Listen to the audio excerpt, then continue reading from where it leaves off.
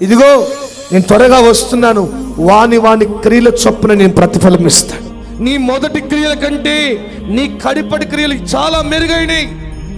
అన్ని బాగానే ఉన్నాయి, కానీ నీ యొక్క స్థితిని గురించి కూడా ఒక తప్పు మోపవలసి ఉన్నది.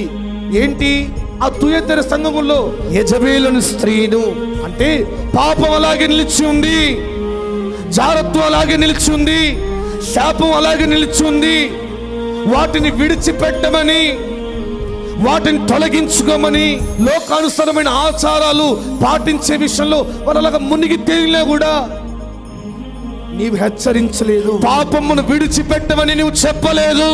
నీకు మారు మనసు పొందడానికి ఎన్నో అవకాశాలు ఇచ్చాను, అయినా పొందలేదు. ఆ పాపమును అలాగే ఉండనిస్తా ఉన్నారు, ఆ శాపములో నడుస్తా ఉన్నారు. లోకానుసారమైన ఆచారాలు పాటించే విషయంలో వారు అలాగా మునిగి తేలినా కూడా నీవు హెచ్చరించలేదు, గద్దించే బోధ నీవు చేయలేదు అని తుయతెర సంఘం మీద తప్పు మోపుతా ఉన్నాడు. ఇదిగో నేను త్వరగా వస్తున్నాను, వాని క్రియల చొప్పున నేను ప్రతిఫలం ఇస్తాను. నువ్వు ఏ క్రియలైతే చేసావో, ఏ పాపపు క్రియలు చేసావో వాటిని బట్టి దేవుడు ప్రతిఫలం ఇస్తాడని గద్దిస్తా ఉన్నాడు. తుయతెర సంఘం తెలియజేస్తా ఉంది, ఒకవేళ నీ ఇంటిలో, నీ జీవితంలో, నీ ఆత్మీయతలో, నీ భక్తిలో లోకం ఉన్నట్లయితే, జారత్వం ఉన్నట్లయితే, పాపం ఉన్నట్లయితే ప్రభు హెచ్చరించినట్టుగా వాటిని తొలగించుకో, వాటిని సరి చేసుకో.